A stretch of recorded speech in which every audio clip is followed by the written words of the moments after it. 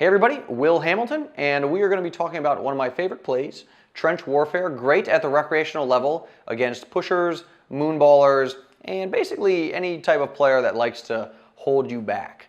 And, a play, what is this concept if you're not familiar with it? Well, there's two parts of a play. We're going to run through them real quick, pressure stack and death grip. With the pressure stack, you are trying to gradually increase pressure on your opponent over a series of shots. You can see pressure on the y-axis, time on the t-axis, or the t-axis, time on the x-axis, time of the point sort of progressing. So over a series of shots, you're building pressure, and then you get to something called the death grip, and that's where you should win the point most of the time because you're forward in the court, you've got your opponent off the court, and you're in the driver's seat, right? So how does trench warfare work?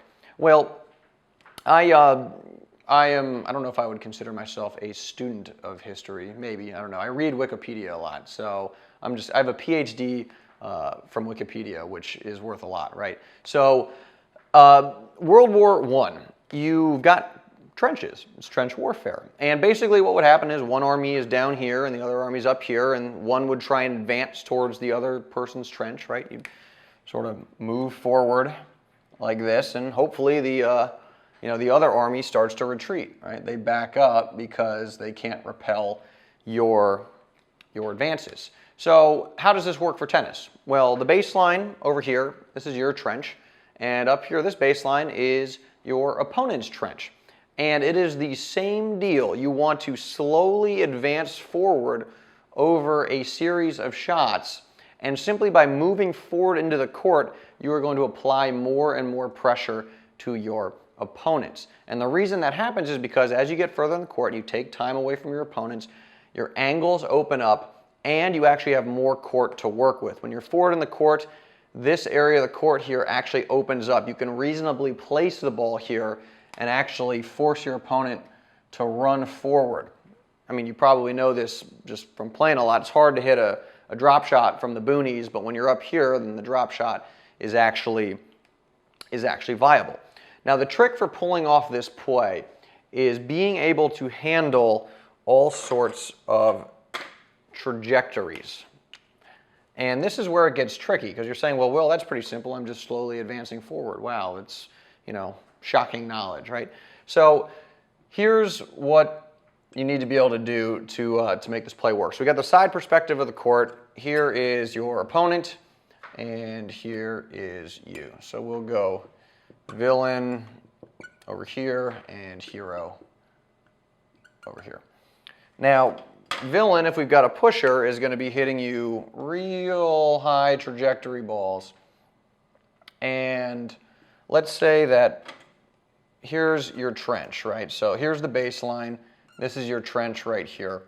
And the good thing about actually a pusher is that they already start behind their trench, right? They're already sort of backed up here. So they're doing half the work for you. But your problem is you're not too good at advancing forward.